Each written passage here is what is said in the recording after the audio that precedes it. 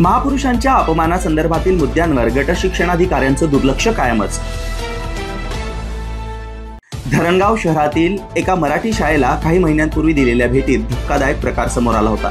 शाळेच्या भिंतीवर लावलेल्या महापुरुषांच्या फोटोंवरच त्यांना देणगी दिलेल्या व्यक्तींचं नाव छापलेलं होतं। हाच प्रकार गट शिक्षणाधिकारी यांच्या अधिकृत दालनात सुद्धा दिसून आला। या संदर्भात गट शिक्षणाधिकारी यांच्याशी संवाद साधला असता हे फोटो आम्हाला भेट स्वरूपात मिळालेले आहेत असं त्यांनी सांगितलं। सदर प्रकाराची बातमी प्रसिद्ध झाल्यानंतर संबंधित शाळेने तात्काळ हे फोटो बदलले, पण मात्र गट शिक्षणाधिकारी यांच्या कार्यालयातील फोटो आजच्या घडीला तसेच कायम आहेत। हा प्रकार 2 ते 3 वेळ त्यांच्यासह त्यांच्या कर्मचाऱ्यांच्या निदर्शनास आणून दिला गेला असतानाही कोणतीही ठोस कारवाई झाली नाही। याच आठवड्यात पुन्हा संवाद साधण्यात आला असता गट शिक्षणाधिकारी म्हणाले, जिल्हा परिषद सीईओ यांच्या दालनातही असेच फोटो लावलेले आहेत, याच्यावर कोणी का बोलत नाही। या उत्तरातून स्पष्ट होतं की चुकीच्या गोष्टी मान्य करण्याऐवजी त्या इतर ठिकाणीही होत आहेत, त्याचं समर्थन केलं जात आहे। अधिक आश्चर्याची गोष्ट म्हणजे या चर्चेचा शेवट गट शिक्षणाधिकाऱ्यांनी पालकांनी मुलांना मराठी शाळेमध्ये पाठवावे या सल्ल्याने केला। मी डॉक्टर भावना पुंडलिकराव भोसले, प्रभारी गट शिक्षणाधिकारी पंचायत समिती धरणगाव। 12 मार्च 2025च्या शासन निर्णयानुसार माननीय आयुक्त साहेब यांच्या पत्रानुसार प्रवेशोत्सव कार्यक्रम 16 जून रोजी आपल्या धरणगाव तालुक्यातील सर्व जिल्हा परिषद 91 शाळा आणि इतर सर्व माध्यमांच्या शाळांमध्ये घेण्यात आला। माननीय नामदार गुलाबरावजी पाटील, पाणी पुरवठा व स्वच्छता मंत्री तथा पालकमंत्री यांनी देखील आदी बॉईज या शाळेला स्वतः भेट दिली।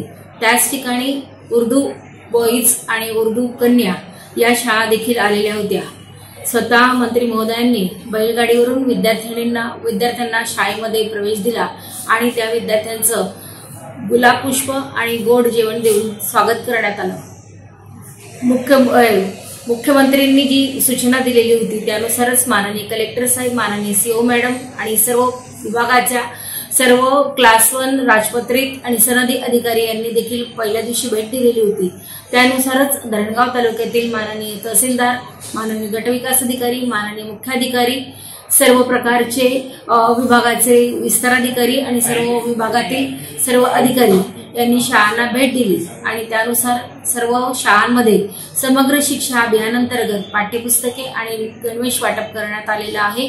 विद्यार्थ्यांना शालेय पोषण अंतर्गत गोड जेवण देऊन विद्यार्थ्यांना जास्तीत जास्त पालकांपर्यंत संदेश पोहोचावा म्हणून त्या दिवशी सर्व पालक आणि ग्रामस्थांना देखील आमंत्रित करण्यात आलेलं होतं। लोकप्रतिनिधींना देखील आमंत्रित करण्यात आलेलं होतं आणि लोकप्रतिनिधींपर्यंत आपण शिक्षकांच्या मार्फत संदेश पोहोचवलेला आहे की आपण लाभार्थी पर्यंत प्रत्येक लाभ हा पोहोचवण्याचा प्रयत्न आपण करत असतो। म्हणून NEP 2020 नुसार निपुण कृती कार्यक्रम अंतर्गत आपण अनेक विद्यार्थ्यांच्या अध्ययनस्तर निश्चितीसाठी उपक्रम घेत आहोत आणि ते उपक्रम पालकांपर्यंत पोहोचावेत म्हणून पहिल्या दिवशी या उपक्रमांच्या माध्यमातून देखील पालकांपर्यंत संदेश पोहोचवले आणि जास्तीत जास्त विद्यार्थी जिल्हा परिषद शाळेमध्ये टिकून राहावा, उपस्थिती वाढवावी आणि गुणवत्तापूर्ण शिक्षण प्रत्येक विद्यार्थ्यांना मिळावं हा हेतू त्या दिवशी दाखवण्यात आला।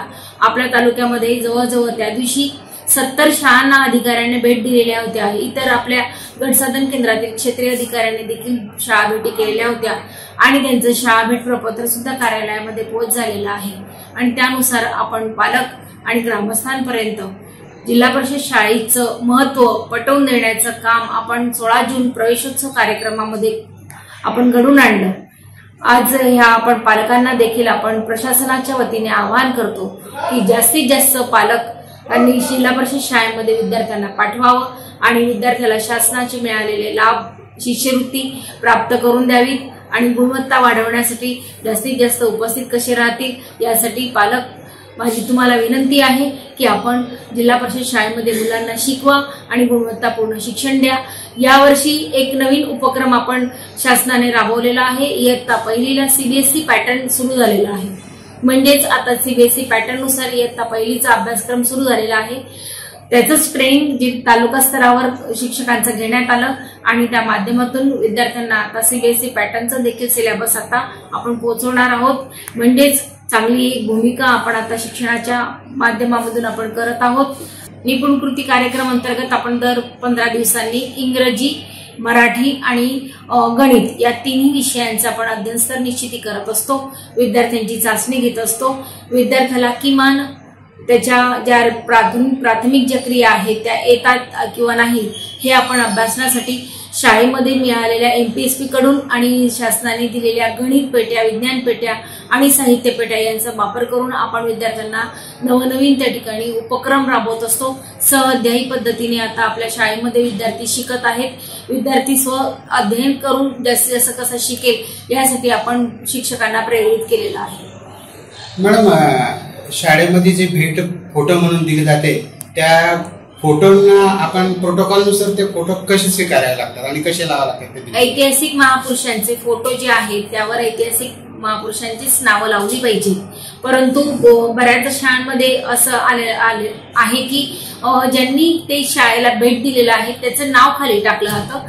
ती एक यावर्षी आपण सुधारणा करून घेऊया की संबंधित ज्यांनी भेट दिलेली आहे त्याचं नाव तर टाकलंच जाईल, परंतु ज्या ऐतिहासिक महापुरुषाचा तो फोटो आहे त्याचं नाव देखील आपण त्या फोटोवर टाकून घेऊया.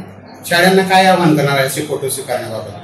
हेच मी आता सांगितलं सर की यावर्षी आपण ती सुधारणा करून घेऊया की ज्या महापुरुषाचं फोटो आहे त्या महापुरुषाचं नाव त्यावर टाकलं जाईल की विद्यार्थ्याला समजेल की हा नेमका कोणत्या महापुरुषाचा फोटो आहे. एकीकडे महापुरुषांचा सार्वजनिकरित्या होणारा अवमान दुर्लक्षित केला जातो आणि दुसरीकडे शिक्षणाच्या संवर्धनाचा मुद्दा पुढे केला जातो. हे प्रशासनाचे गंभीर दुटप्पी धोरण स्पष्ट करते. महापुरुषांबद्दलचा आदर आणि शैक्षणिक प्रगती याची सांगड घालणे आवश्यक असतानाही येथे एक गोष्ट एक दुसऱ्याकडे बोट दाखवण्यासाठी केली जाते.